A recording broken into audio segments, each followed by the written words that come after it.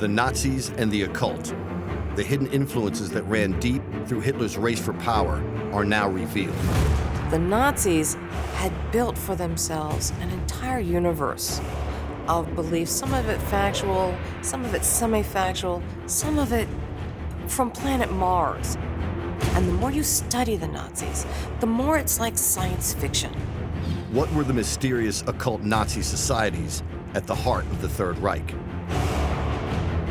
Key members of the Nazi Party, in particular Himmler and Hitler, were not just a little into the occult, they were absolutely obsessed by it. What's incredible is how influential the secret societies were on the creation of the Third Reich. These ideas of occultism, spiritualism, and racism made for a toxic blend. Is it true that the Nazis had a top-secret program to build flying saucers and UFOs? Did the Nazis take the blueprints to build these round flying machines? We have UFOs, rocket-launching factories built underground. There appears to have been one successful flight. Short, not very far, but still a successful test flight. And were there plans to build a genetically pure white super race? The Nazis stole babies, and they were brought up in the hands of people who would Germanicize them. That was the master plan. This is crazy stuff. It's way ahead of its time. It's because world domination is the goal, and it's just a shame it was driven by evil.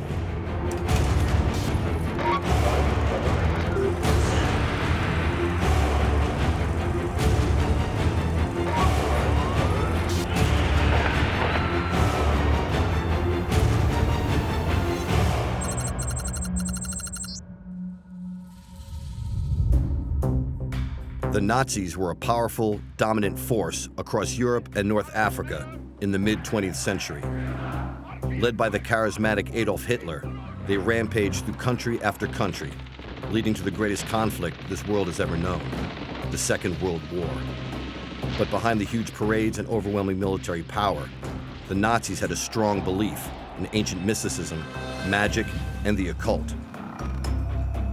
There were two secret societies at the core of these esoteric beliefs, whose members were at the very top of the German high command, including the second in command to the Führer, Heinrich Himmler. So Himmler had a vision of having a center where men could come and become true Germans, really the sort of Aryan race that he had envisioned. It was melded to the idea that this was their destiny, tied up with the old Germanic gods demanding that they do this. This was a monument to the Völkisch beliefs that founded the SS. This just wasn't textbook stuff. They were meditating. They were having seances. This is where they learned how to be the Germans of the past and the Germans of the future.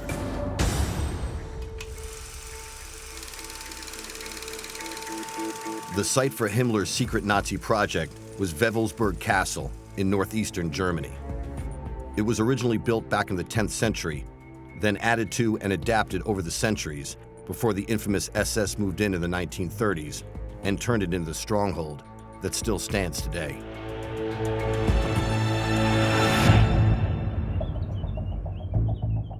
The plans for Wewelsburg Castle was for it to be the center of the Germanic ideology for hundreds of years into the future. Himmler spent a good couple of years with the help of concentration camp workers building Wewelsburg into his vision, adding ritual crypts beneath the North Tower in the design of a beehive hut that they felt was symbolic for all sorts of reasons.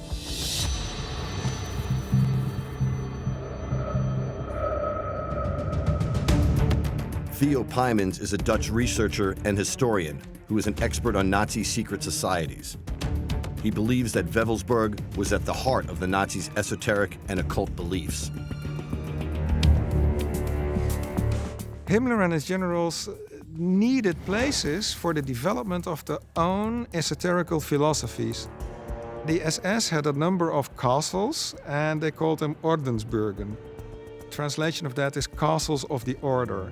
And each castle would have a specific function in order to train the generals and the high officers of the SS. But this castle was the premier Ordensburg, the premier castle of the order, and only a select few would come here. The Nazis used Wewelsburg as a training center for elite members of the SS. Around a dozen or so high-ranking officers would spend time here, immersed in secret rituals, pagan worship, and paying homage to the sacred northern gods. Wewelsburg Castle was the home of the ultimate secret society. The SS was the ultimate secret society. Their very symbol. A lot of people think it's just a fashionable design for SS. It's a rune.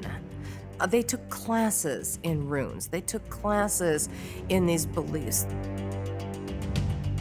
This is where you would come if you were in the upper echelon of the Nazi party and you were being groomed for bigger and better things. This is where the rituals would take place. I mean, this is not a place they created. This is a place they modified. Everything about Wewelsburg is symbolic and is designed for the elite of German society. Had Nazi Germany won the war, Wewelsburg would only be a small part in a huge complex of what was to be the ultimate training school of Himmler's esoterical SS. This was not to be a training school for the soldier, this was a training school for the elite of the SS.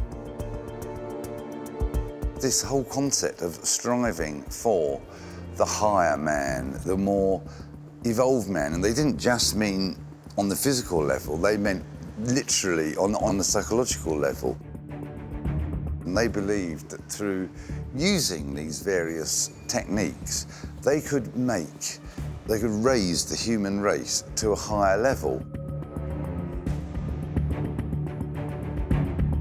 All of the rituals in Wewelsburg Castle was basically to instill this military, regimented ideas into their heads that they obeyed orders, they obeyed the Führer, they had no thoughts or feelings of their own. They were in themselves each the perfect Aryan warrior. We have one eyewitness account of a person who is inside this castle, who stumbles upon a room, who inadvertently opens the door and sees there 12 of his SS generals sitting there in strict silence and meditation. It's one of those rare glimpses that we see what Himmler really was about. So these people were thought leaders, but they were also really into ritual, and that ritual included things like seances and included different ways of communing, whether that be drugs or just ordinary rituals to try to access information from other realms.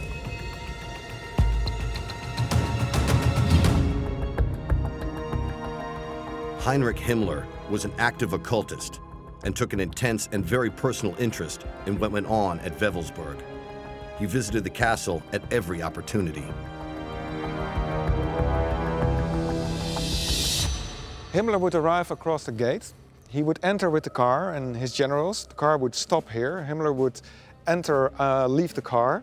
There would be an orchestra, there would be his generals, there would be soldiers, there would be a ceremony. Himmler would have been greeted, and then he probably would have gone through that door inside the main hall, where there is a very important and secret symbol, which is still here today.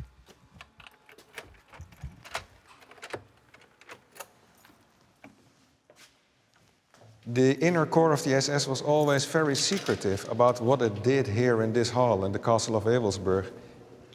And even today, we don't know for sure what it was that they did here. We have a slight inkling, and that has to do with the symbolism of the number 12. There are 12 pillars, and there are 12 Sieg runes. So we may assume that the group that got it here would be 12, including Himmler, making it 13, the unholy number 13.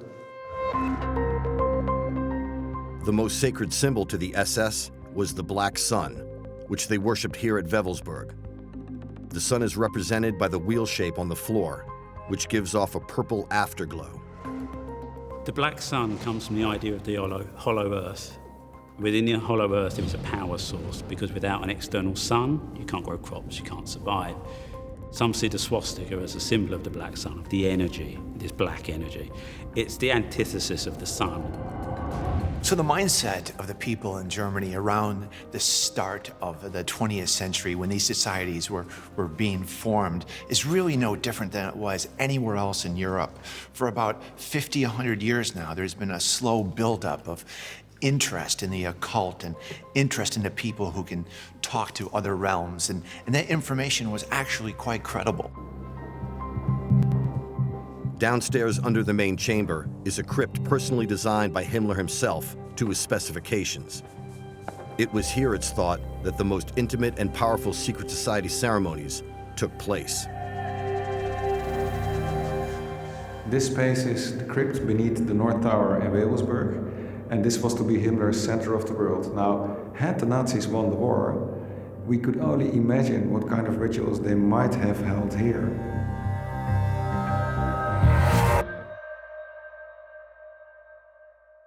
This was built before and during the Second World War. Construction stopped in 1943 because of the defeat of the Nazis at Stalingrad. Now, we don't know what this crypt may have been used for, but we could imagine certain things. And one of the things that people say is that highly ranked SS generals would be cremated here, and the urns with their ashes would be standing alongside the wall. So this was to be Himmler's, well, center of the world, where he would keep his most trusted and loyal SS generals even after death. At the end of the war, Himmler gave instructions to blow up and destroy Wewelsburg Castle, not wanting the Allies to find out its secrets. But the team tasked to do this had far too little explosives to do the job, and the castle was spared, only to be sacked and pillaged by local people after Germany surrendered.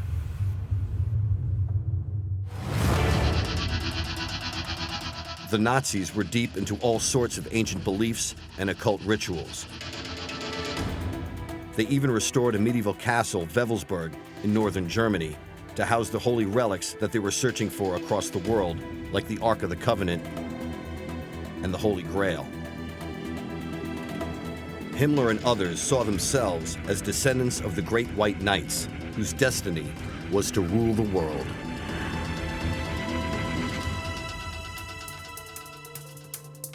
Michael Fitzgerald is an author and historian who is an expert on Nazi occult activities and secret societies.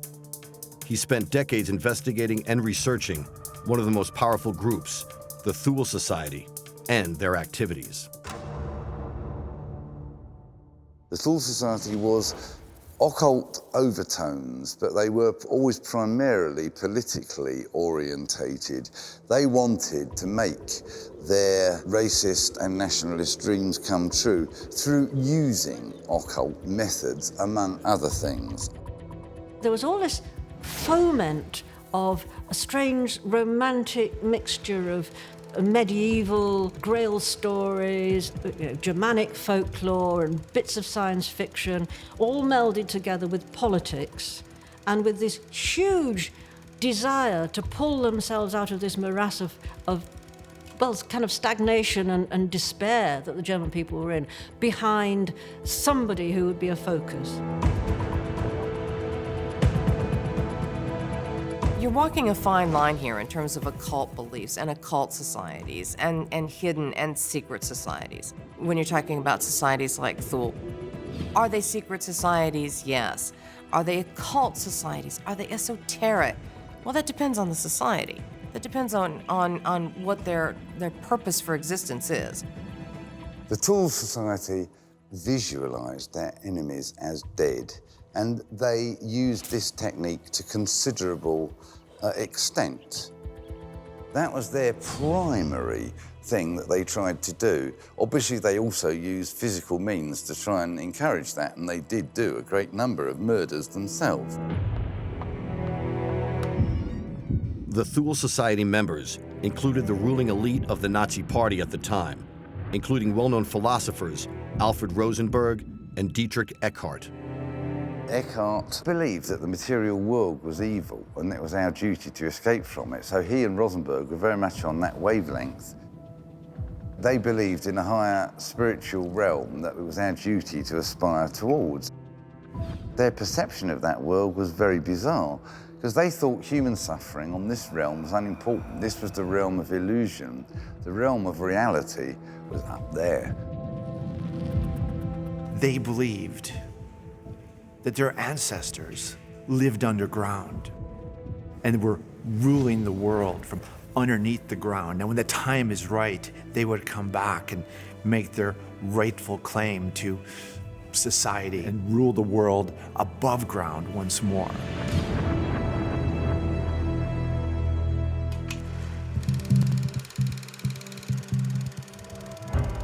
The Four Seasons Hotel in Munich was one of the main meeting places for another important Nazi secret society, known as the Vril. Like the Thule Society, their members were the leading lights in the Nazi party. About a dozen men would meet together in total secrecy to carry out the secret agenda and rituals of the society. In the late 1930s, this would have included plans to take over and rule the world. The term Vril actually came from, a novel written in the 19th century by the novelist Lord Lytton called The Coming Race. He had this concept of underground dwellers who lived beneath the earth, and they had this power called Vril. This ancient culture, very advanced technological culture, is displaced by a cataclysm and is forced to flee the surface of the earth and creates a world within the earth powered by a black sun. People believe that there was a doorway into this hidden world in the North and South Pole, that it was possible to get into this great subterranean cities. That attracted these guys who actually literally believed that Vril existed and was a real power that could be manifested and used to achieve domination over people and even domination over the material world. It's all there. It's all there in his books that were admired by these high Nazi leaders. Vril as a power, as a life source. They totally bought into this. The idea of this extraordinary force that was sort of almost occult, it was mysterious, but it was very real in its outcome.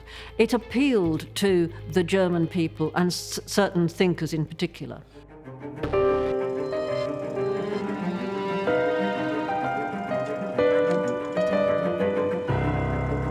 Andrew Goff has found evidence of a top-secret Vril Society meeting that took place outside Munich before the war. What occurred was truly bizarre.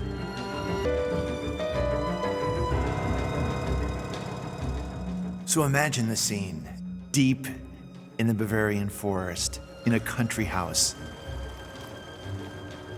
Here, the event that would serve as the genesis for the formation of the most evil society in modern times would be a seance.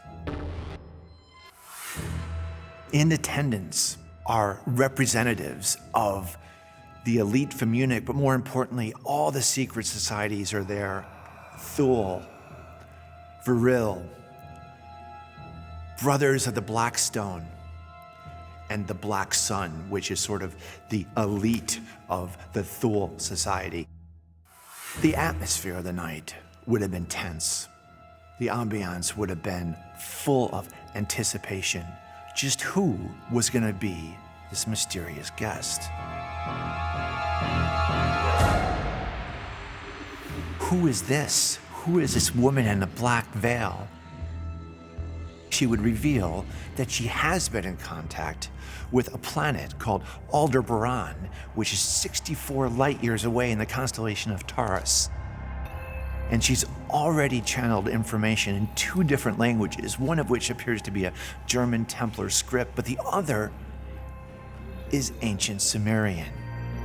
And what they present to the group is that they have been given a blueprint for an advanced spacecraft that uses free energy. They would call it Vril energy.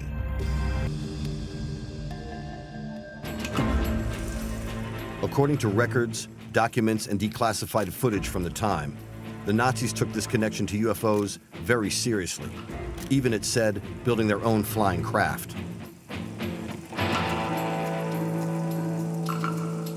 But from 1933 onwards, they gave huge priority to unconventional types of aircraft machine. The Germans were leading the world in rocketry. They were leading the world in unconventional anti-gravity research, and they were leading the world in unconventional propulsion systems. There were certainly prototypes, there were plenty of blueprints, and there appears to have been one successful flight. Short and not very far, but still a successful test flight. First of all, nobody else had a UFO program, only Germany, it would appear. And at first, as you might expect, it didn't really succeed, but there's accounts of spherical craft, UFO-looking crafts, launching into the air, but only a few feet and only for a brief period of time. But later, in World War II, there's all kinds of accounts of these Foo Fighters, a generic term given to these spherical devices that were approaching Allied planes and just causing a distraction, but also aggressively behaving and, in many instances, attacking the Allied planes.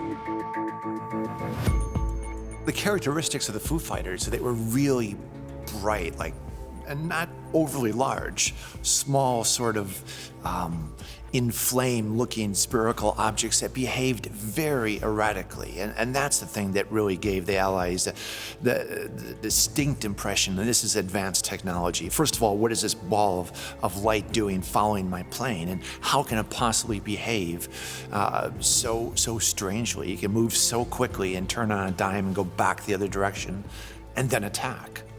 This was brand new, and you can imagine how frightening it was to people who were flying conventional crafts at the time. Did the Nazis take the blueprints to build these round flying machines, and did they make them?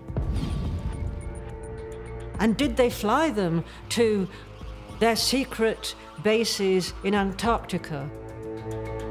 It was so secret that very few people, even within the Third Reich, knew about it. It was top secret research. I mean, only certain engineers were involved. And the actual designers of this particular flying saucer went on to work in America and Canada. The super-secretive Nazi Vril Society used female mediums to contact ancient races, even, it said, extraterrestrial life forms. It's believed that this led to the Nazis' development of real-life UFOs, which they hoped would win them the war. Researcher and historian Theo Pymans has collected a number of original documents from the Vril Society that avoided destruction at the end of the war, and would shed a light on some of their secret activities. Now, there's a huge amount of mythology surrounding the Vril Society. And I've been researching this topic for more than 25 years after having first read it. And if you look upon the Vril Society, you see that there's various kinds of stories. There's a huge amount of tales. In fact, what I found out was that their main focus and their main thrust was the development of a new kind of technology. And after many, many years of research, I finally was able to find some documentary evidence. Reading these texts, what became immediately clear that the technology that they describe is a mixture of avant-garde technology, but also esoteric thought, which is very interesting. It is as if these people discovered something so new and so different from everything there was before that they could only resort to certain esoteric phrases in order to describe what they had found. Now, and the key element of this technology was they only would be needing one machine in order to give the whole world this form of technology. But it wasn't only technology and spacecraft at the heart of the Vril Society. It was said that there were female mediums who claimed to channel messages from the extraterrestrials to the Nazis. They had what's now known simply as the Vril women. Apparently there was a kind of inner circle of mediumistic women. There was one called Maria Orsek, there was one just known as Sigrun, and they were supposed to be rather beautiful. They had incredibly long hair, which, I mean, I'm sorry, I am going to smile because it is mad. They believed that this long hair acted as antennae for them to be in touch with these aliens. There were reports that in one particular séance, these female Vril mediums contacted extraterrestrials from the constellation of Taurus, who gave them, through automatic writing, messages.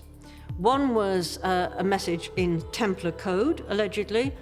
One was apparently ancient Sumerian writing, and one, which was really quite special, was the blueprint for some form of flying saucer. What was interesting was attending that particular séance were Nazi engineers and people who would seize on that and think, we could maybe make something of this, literally.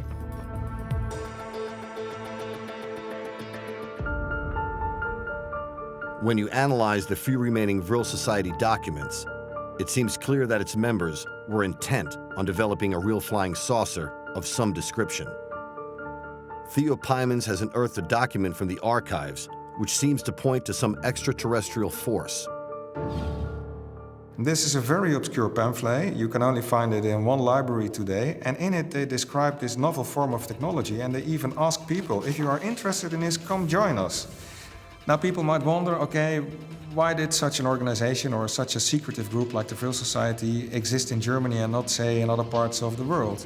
Well, we must understand that there's a couple of factors involved. In the 1920s, 1930s, Germany was at the forefront of new discoveries. We must understand that even people like Albert Einstein originally came from the German language areas. There's also the fact that German engineering was at the peak of what it was able to do.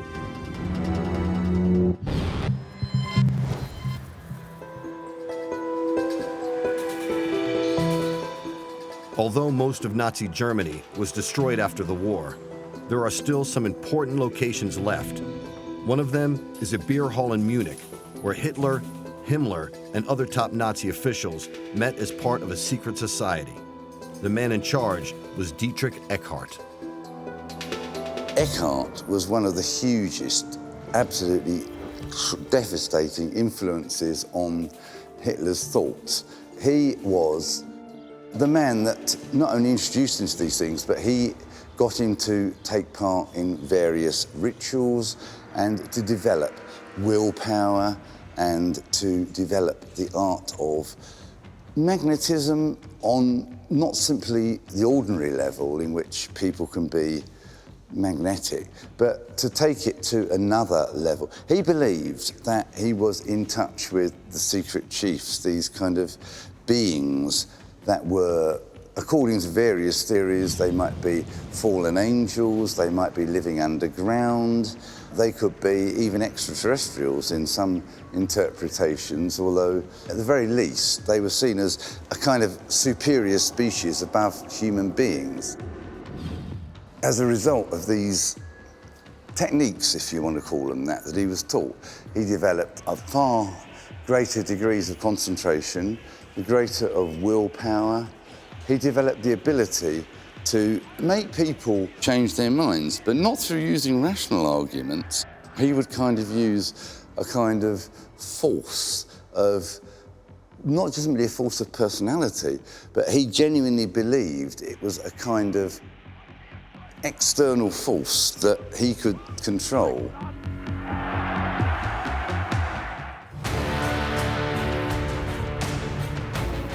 One of the things that came out of the Nazi secret societies was a total and almost manic belief in a white or Aryan super race.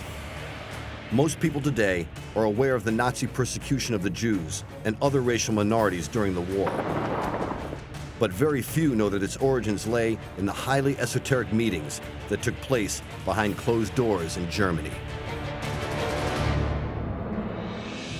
In the eyes of Himmler and Hitler, the pure German was tall, blonde hair, blue eyes, racially pure.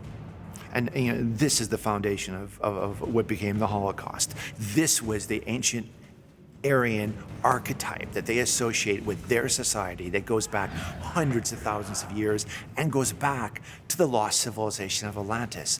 That's how they were thinking of themselves. They believed the Aryan race probably went back 10,000 years, that they had soiled themselves by sleeping with lesser races, by joining with them, joining their blood with them, scattering throughout the world, and that they had to come back together again. And that the best place to do that, the place where you found the most of them, was Germany. They are so ambitious. And they see that fertility rates are going down, the population is declining, but they want to do all this stuff. They want to dominate the world. So they create a program, the Lebensborn program, that's all about rapidly developing a racially pure Germany. The Lebensborn program was founded in 1935 and was one of the most secretive projects of Nazi Germany. The plan was audacious and simple: create a white, blonde-haired, blue-eyed master race that would take over the world.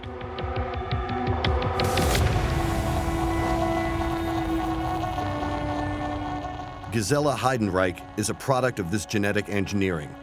Her father was a Nazi SS officer, and he agreed to be part of the experiment, which is believed to have created over 8,000 Aryan children. The mothers who wanted to give birth to their child, they had to have special attributes. They had to have a special height. They should be at least dark blonde. They should have blue eyes. And they should claim the father of their children, even if they were not married, that he was also kind of a Aryan race.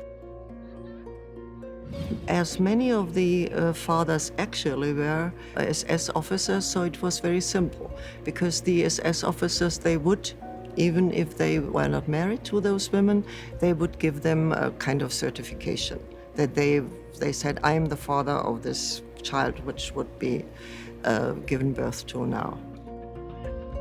It was some of a special society from the very beginning. So I think even people who had no knowledge about it, they would say, well, something is very sinister about these homes. But it was just like a program for the ideal of the Aryan race. There was certainly an understanding with Lebensborn. They didn't think that it was going to die in 1945. These people thought in terms of a 1,000-year Reich. It didn't stop there. The Lebensborn program also stole babies. They stole thousands of them, mostly from neighboring countries to the north that they viewed were ethnically pure. When they went into Poland and found that many of these children were Aryan-looking, they were taken from their parents, and they were put in internment homes for a while, and they were placed with German families so that they could be Aryanized. It was the same. It was all the same program. It was all called Lebensborn. They still had a stringent selection criteria. The parents, the father, the mother, they couldn't have any non-Caucasian blood tracing back 3 generations. They couldn't have any Jewish blood. These children were taken away, just robbed from their parents and brought into houses that were developed in many different countries that the Germans were controlling, and they were brought up in the hands of people who would Germanicize them. That was the master plan.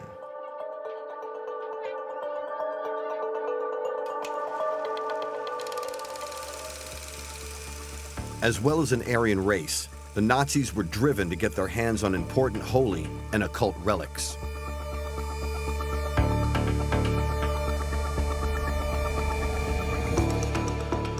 Ross Andrews is an author and historian and an expert on the Nazis' occult plans. He says that Himmler, Hitler, and other leading generals were obsessed with the Knights Templar and their quests for both the Ark of the Covenant and the Holy Grail. He believes that it's possible that the Templars buried those holy treasures in a cave under the village of Royston in Hertfordshire, before moving them to other sites, including Roslin Chapel in Scotland. Himmler was obsessed with the occult, like a lot of the top brass of the Nazi party, but he in particular wanted to appropriate pretty much all religion into his German religion that he was building. He wanted to get hold of as many relics as he possibly could get hold of. They'd already had the Spear of Destiny. They were after anything else that could possibly have been had by the Templars. So if the Templars had had the Ark, if they'd had the Holy Grail, he wanted hold of it. If we look at the castle that he built a chamber very, very similar to this. It was a circular room, it was a recessed floor as well, for initiation purposes. So it's like he possibly wanted this room in his castle as well. Royston Cave was rediscovered in the 17th century and was thought to be a ritualistic space for the Templars, as well as a storage facility and perhaps a strong room for their holy relics that they brought back from Jerusalem. Himmler absolutely loved the Templars. He was great at marketing, to the extent that they would have pictures of the Templars, and on their arms they'd be carrying the swastika and SS symbols. And so they were almost like, for Himmler, they were the pin-up boys for his new religion. We know that the Templars were in charge of money, they invented banking, they were possibly the hoarders of vast treasures. Things they found under the Temple Mount, for example, possibly came to this country, and they needed somewhere to be held. Now, there's a distinct possibility that this room here in Royston was a vault that things were held in before they ended up in Roslin Chapel in Scotland or ended up elsewhere. Ross is sure that Himmler sent agents to check out this cave, using local contacts either before or during World War II, but found the empty chamber that we see today. Himmler spent a fortune, and as archaeology goes, no one in the history of ever has spent anywhere near as much as he did. He was obsessed with finding the Ark. He was obsessed with finding as many holy relics as he possibly could. They paid millions in today's money to send a group out to Tibet. They went down into Africa. They traveled the world searching for these things. Now, he also knew a lot of the legends and mysteries that the Templars talked of. So he had a belief that the Templars possibly had found the Holy Grail. He had a belief that they had found the Ark of the Covenant. He wanted to get to a place like this where he may have been able to pick up a few more clues and hopefully have found the things he needed. The Nazis were obsessed with finding the greatest holy relics of antiquity, including both the Ark of the Covenant and the Holy Grail. They saw themselves as crusading Aryan knights who would return the world to a racial purity and a new golden age. Himmler himself was very steeped in the occult and wanted to recreate the Teutonic Knights. The uniforms, the design, the entire look, the runic symbols, the SS of runes, which were classed as a mystical language that could be used for divination and that created words of power. And there was a lot around power, the idea that they were chasing holy relics like the Spear of Longinus and the Holy Grail. These are like any religious relics. They're items that supposedly hold power. So it's this quest for power, this desperate need to find power in any form. Templars were massive relic hunters.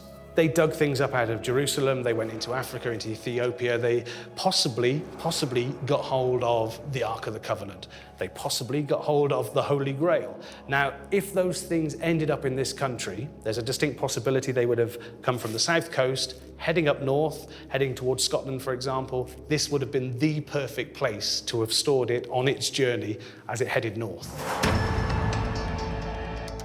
What's also fascinating about this location is its similarity to the castle in Wewelsburg, where the Nazis also built an initiatory crypt for their ceremonies, but on a much larger scale. What we have here, obviously the fascinating walls around us, but what makes this truly fascinating is the floor, which I know is a bizarre concept, but if you see here, you'll see the actual corners here have been carved out. This is an octagonal floor, which is unlike any kind of religious building you would normally have in this country. You normally have a cross-shaped. Now, it meant that if you had an altar in here, it didn't have to be east-west. This may have been some form of copy of the original temples they built at the Temple Mount, which meant they didn't have to face towards Jerusalem. They were the center of the world, which kind of leads us to think that this is some form of initiation or ritual building that Templars would have come in to perform some form of ritual within their religion.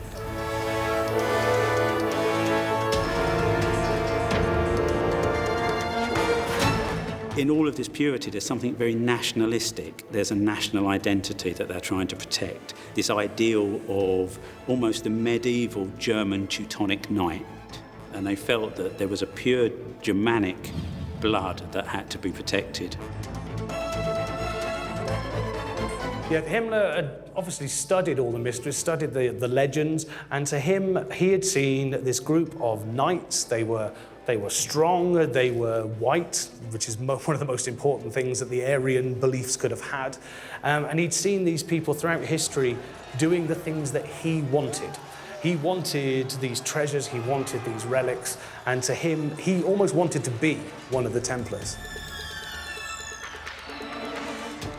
Now, if the Templars managed to get hold of the Ark of the Covenant, if they got hold of the Holy Grail, or something that they thought was that, some form of holy relic, it's a distinct probability that it would have ended up here. And it would have been placed in this lower area, and they would have been down here worshipping it. Now, we don't have proof of that. We haven't got photographs. We haven't got CCTV from the Middle Ages down here. But just by using logic, that's the kind of thing that they obviously would have done down here. By the time World War II started in 1939, the Nazi Party and its leaders were already firm believers in the powers of the occult. Heinrich Himmler, second in command only to the Führer, was intent on turning Wewelsburg into his own vision of a Grail castle, built to house the greatest holy relics of history, including the Ark of the Covenant, the Spear of Destiny, and the Holy Grail itself. Himmler, and to some extent Hitler, ardently believed that if they could possess these almost mythical relics, then the world would fall at their feet and they could rule the world as a white super race, like modern-day Knights Templars. Their secret societies, like Thule and Vril, were wholly focused on that objective, mixing ancient texts and rituals with the occult. The Nazis were far more than bloodthirsty murderers. All these ideas, as crazy as they sound, and there's no justifying them, mind you, but they're the product of almost 100 years of gradual sort of obsession about the occult, and combine obsession with the occult with growing nationalistic pride, and this is what you get. It's a really twisted result from what was originally just an interesting idea about how the world is structured. I don't think those secret societies would have understood how distorted their view was. Their idea of purity and correctness was in fact evil in a way, pure evil.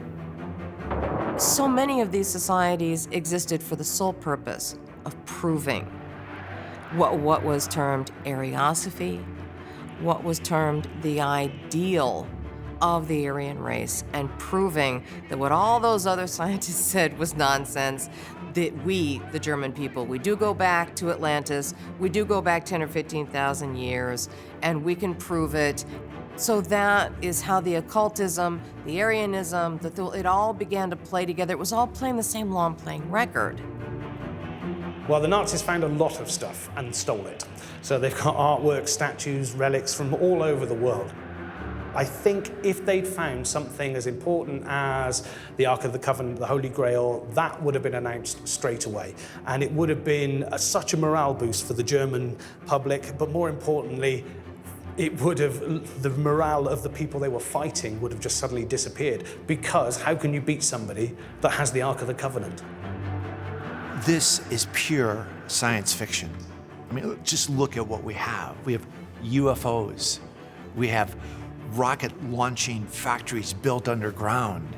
We have stormtroopers. I mean, this is crazy stuff. It's way ahead of its time. It's because world domination is the goal, and it's just a shame it was driven by evil.